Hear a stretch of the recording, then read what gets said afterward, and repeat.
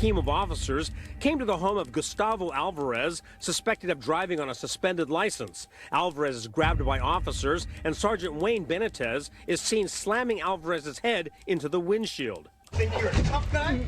I'm bleeding. You're going to be bleeding a whole lot more.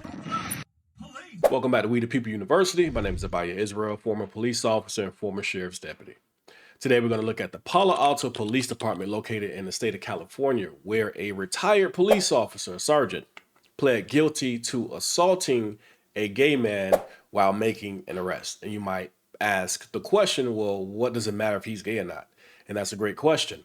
But let's watch the video, and we're going to jump more into that a little later. Let's check this out. Did he cross the line? New revelations about a Palo Alto police officer accused of roughing up a city resident during an arrest. He was officially known as Palo Alto Police Sergeant Wayne Benitez, but according to recent court records, other officers in the department also referred to him as the Fuse and appeared to celebrate that reputation for using force. February 2018, a surveillance camera outside Gustavo Alvarez's home captures a group of Palo Alto police officers converging at his front door, ordering him to come out of the house.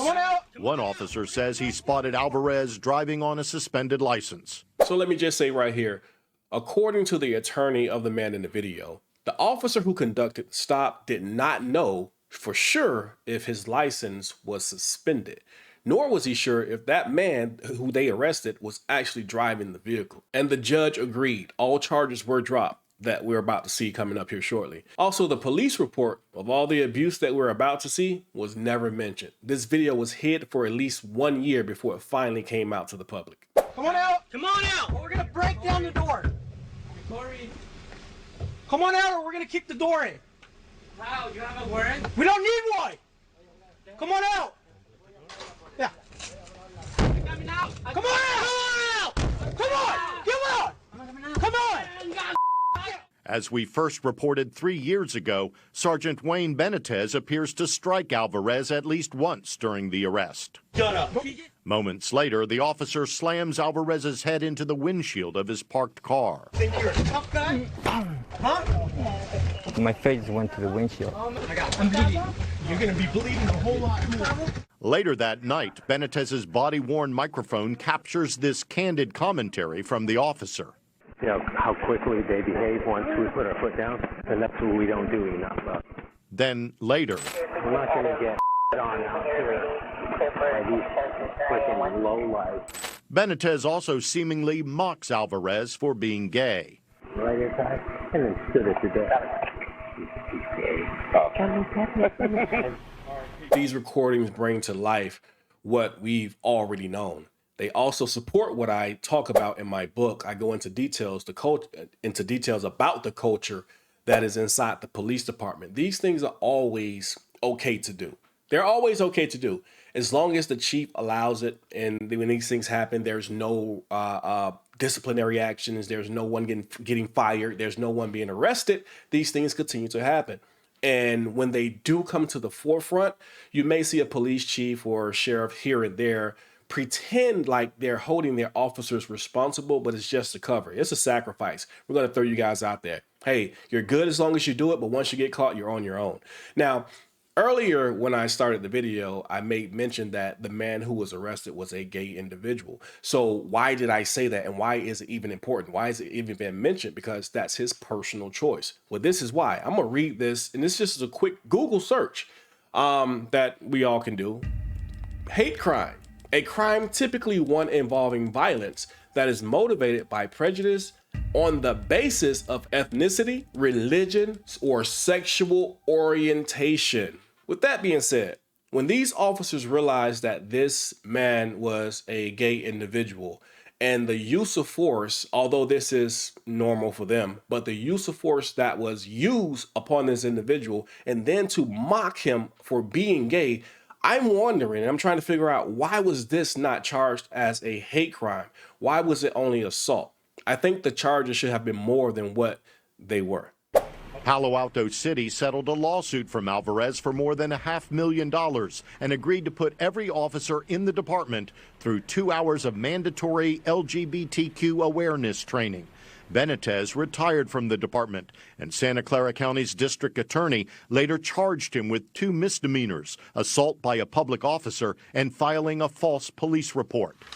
Now, court records from that criminal case raise new questions about Benitez and about the culture within Palo Alto's police department. Unfortunately, there's this type of cop on every department, at least one.